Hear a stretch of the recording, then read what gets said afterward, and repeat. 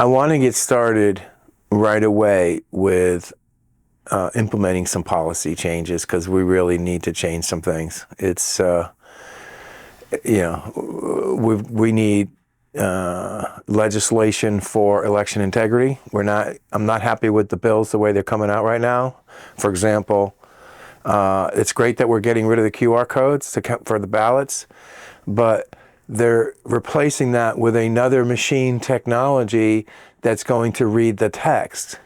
So to me, that's really no different because a QR code is reading God knows what, and this other reader is reading God knows what. And so the problem hasn't been solved. And the problem is that the voters need to be able to verify the results of the elections because throughout history, and we've seen many examples of that recently, there are instances where election workers are stuffing the ballot box, where they are sending out absentee ballots, to just about anybody, and the wrong people are getting them.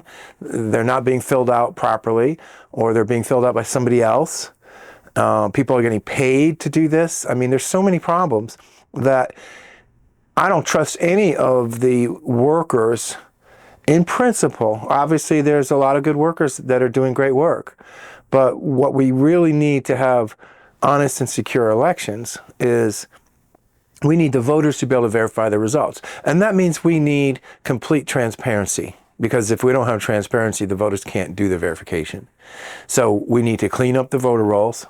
We got to make sure that only eligible people who are eligible to vote, have the opportunity to vote. We need to have ballot IDs so that the same ballot can't be scanned multiple times, or extra ballots added because they won't have an ID or they won't have one of the valid IDs, so they won't be able to add them. So ballot IDs, cleaning up the voter rolls, recording the process, having a very transparent process where we hand count all the paper ballots in the precinct on election day.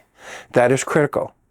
And then finally, all the results need to be made public so that the people can actually verify the results for themselves. And so we don't have to rely on somebody telling us that everything's okay, or a machine, some programmer who lives in, God knows where, is determining how our votes are counted. That's just not right. So I'm against using machines in principle. We have done it before without machines. It is very doable. So people that say it can't be done, or it's too expensive, or it's too inefficient, or we don't have the resources, that's just not true. It's actually cheaper. And most counties in Georgia are small, and they don't need these expensive machines, and they don't like it when they're being dictated to at the state level how to run their own local elections. It's fine that they have to meet certain requirements, but within those requirements, they should be free to do what's best for their local community. So I think we need to have more autonomy on the county and on the local level for how we implement the system, as long as they're meeting the criteria that is required at the state level, which I think is important to establish that. And we haven't done that yet. I mean, here we are. It's 2024. It's not rocket science. We should have this nailed. This shouldn't be an issue, but it is. And unfortunately, we're spinning our wheels because it's just not working the way we're doing it. We need people in there who will do it right and have the courage to get the job done and stop with these half measures, because they just don't cut it. So we need to fix that. So that's important.